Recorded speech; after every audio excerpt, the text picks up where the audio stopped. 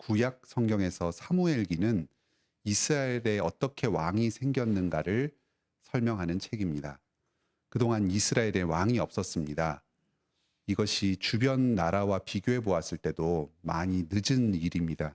주변에서는 일찍이 왕정이 시작되어서 강력한 중앙 집권 통치를 기반으로 해서 일사불란하게 왕을 중심으로 국력을 키워왔습니다. 그리고 주변의 여러 나라들을 정복해 왔습니다. 사무엘기 당시에도 블레셋과 암몬을 비롯한 주변의 여러 나라들이 끊임없이 이스라엘을 공격하였고 이스라엘은 오랫동안 그 주변 나라들의 식민 지배를 받았습니다. 그런데 이 주변 국가들이 모두 왕을 모시고 있었고 이스라엘은 왕이 없었습니다. 어떤 면에서 이스라엘이 이렇게 다른 나라들의 공격을 많이 받은 것, 고통받는 것은 왕정을 채택하지 않았기 때문이라고 볼 여지도 있습니다. 왕을 중심으로 하나 되지 못하고 단결하지 못했기 때문에 군사력이 그만큼 약했습니다. 그리고 주변 나라들의 공격 대상이 된 것입니다. 백성들이 사무엘 선지자에게 우리에게 왕을 세워주소서, 우리를 다스리게 하소서 하고 요구를 한 데에는 이런 배경이 있습니다. 왕을 세워서 국력을 키우고 다른 나라들에게 일방적으로 침략을 당하지 않도록 대비하기를 원하였습니다. 그런데 오늘 우리가 읽은 본문에서 사무엘은 백성들에게 말합니다. 그 백성들이 사무엘에게 말합니다. 우리가 우리의 모든 죄에 왕을 구하는 악을 더했습니다. 그리고 사무엘도 이 말을 받아서 백성들에게 너희가 이러한 악을 행하였다 하고 답을 합니다. 이런 말이 언뜻 보면 이해가 잘 안 됩니다. 당시의 주변 나라들은 모두 왕정을 택하고 있었습니다. 그런데 이스라엘만은 왕을 구하면 안 되었습니까?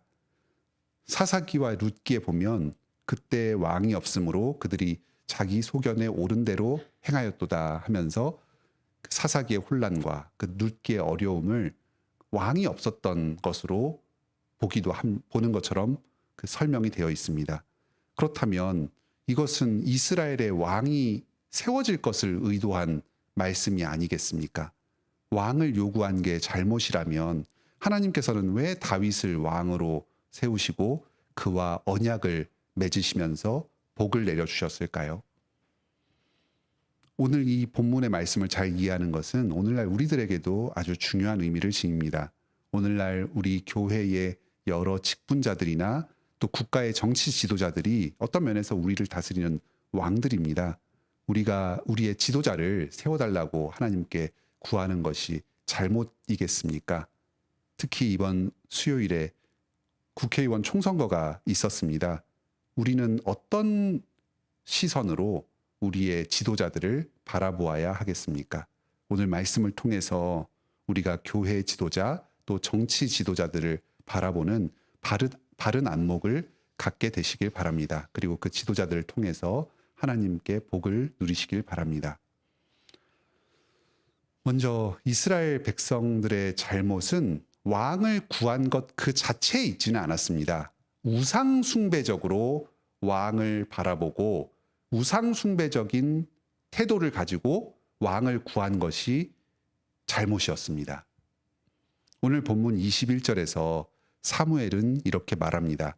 돌아서서 유익하게도 못하며 구원하지도 못하는 헛된 것을 따르지 말라. 그들은 헛되니라. 여기서 말하는 헛된 것은 바로 우상을 가리킵니다. 이 본문에서 돌아서서라는 말이 중요합니다. 돌아서라. 더 이상 헛된 우상을 따르지 말라. 지금 이스라엘이 우상을 따르고 있었다는 말입니다. 이스라엘 백성들은 지금 우상숭배적인 태도로 왕을 구하였습니다. 왕만 있으면 자신들이 겪고 있는 이 모든 문제들이 다 해결될 것처럼 그렇게 기대하고 생각하고 있었습니다. 나라도 부강해지고 외부의 침략으로부터도 벗어날 수 있을 것이라고 기대했습니다. 일찍이 사사시대 때부터 이 가나안 땅에 정착해 살면서 이스라엘은 수많은 외세의 공격으로부터 오랜 기간 동안 고통받아 왔습니다.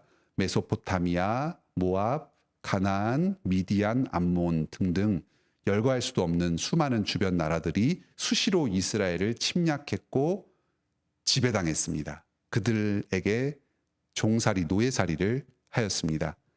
애굽에서 종살이 하던 것에서 하나님께서 구원하여서 가나안 땅을 차지하고 자유를 누리며 하나님을 섬기며 살도록 하였는데, 이 가나안 땅에서 외세 침략, 그 애굽에서의 종살이가 계속해서 이어지게 된 것입니다. 특히 이 사사시대 말기에 우리가 잘 아는 삼손 때부터는 블레셋이 아주 강력한 힘을 행사하여서 이스라엘을 지배했습니다. 블레셋의 이 지배는 오랫동안 계속되었습니다.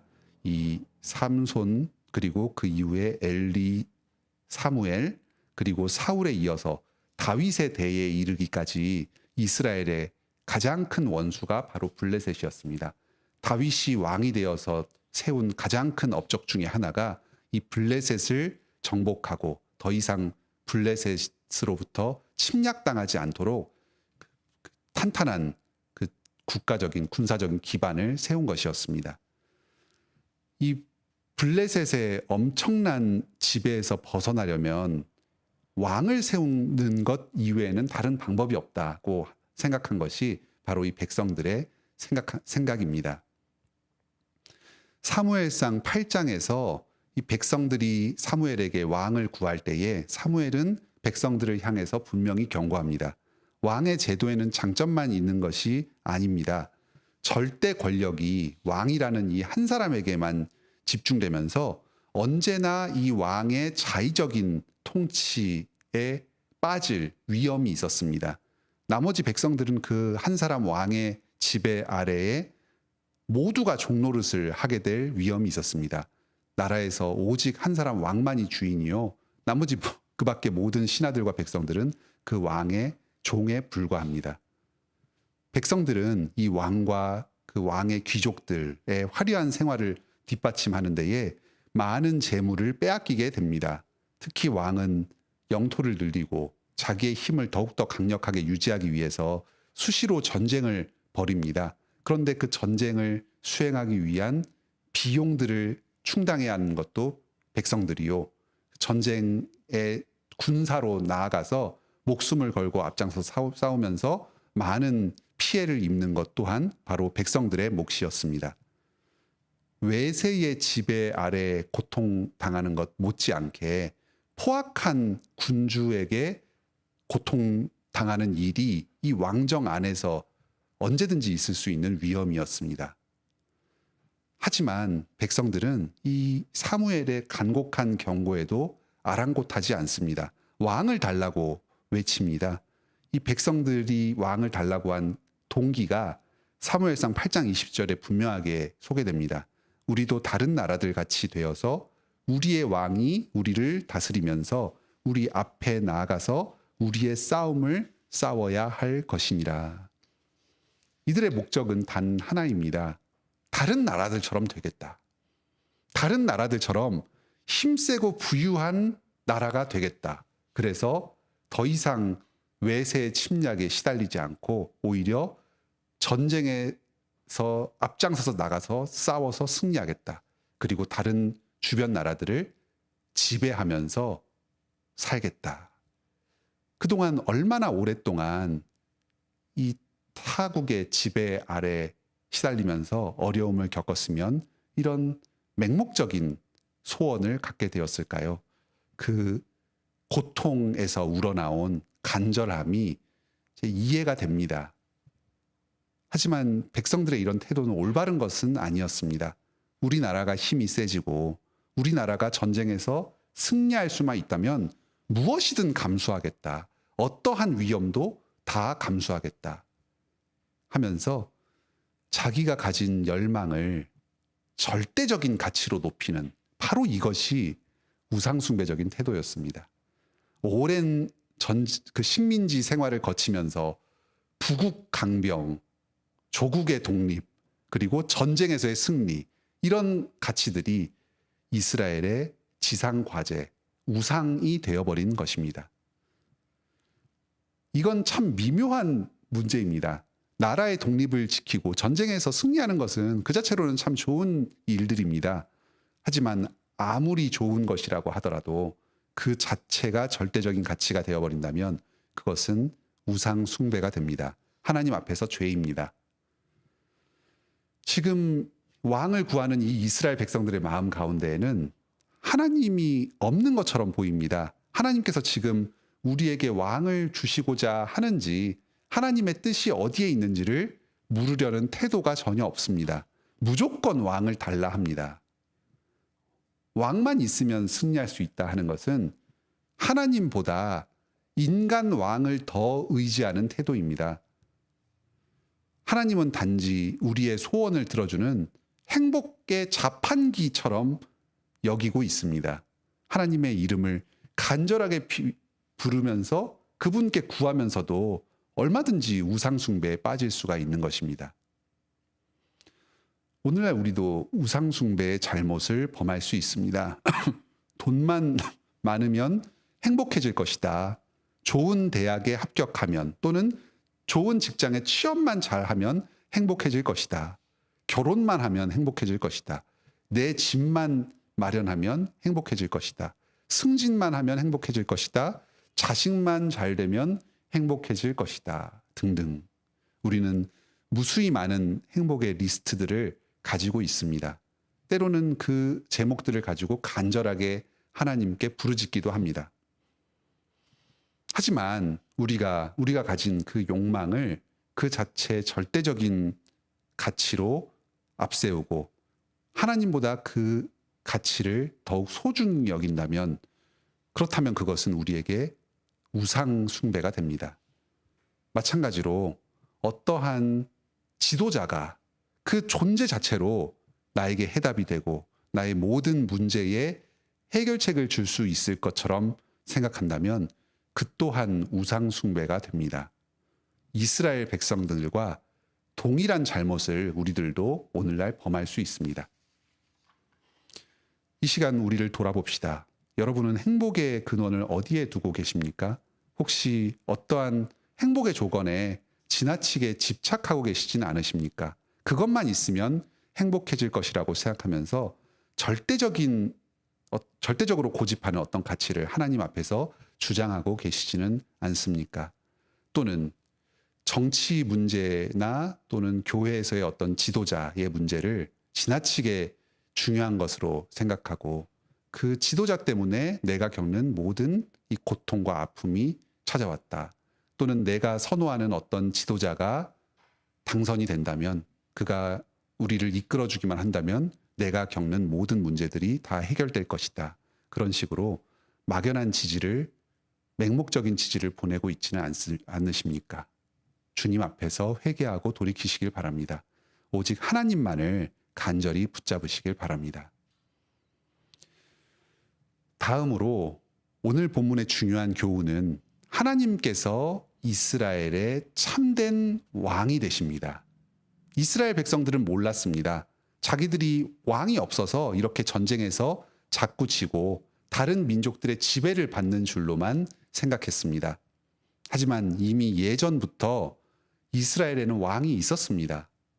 바로 전능하신 하나님, 천지의 창조주이자 만유의 통치자 되시는 이 하나님께서 친히 이스라엘의 왕이 되셨습니다.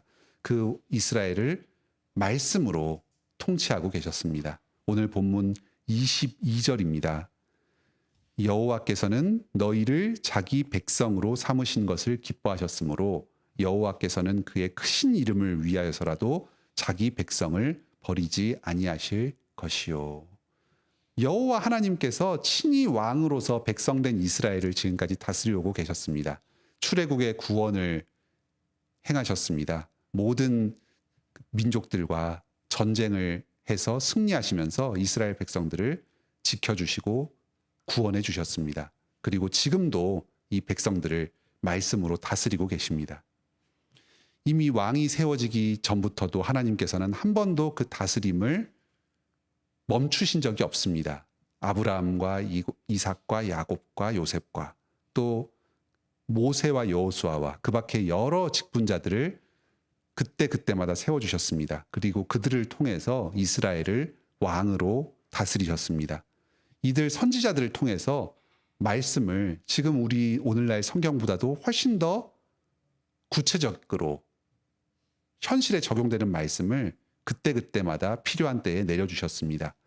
특히 당시에 하나님께서는 우림과 둠밈이라는 하나님의 뜻을 분별하는 기구를 제사장에게 주셨습니다. 그래서 그때그때마다 그 백성들이 에게 필요한 질문을 하나님께 던지면 하나님께서 대답해 주셨습니다.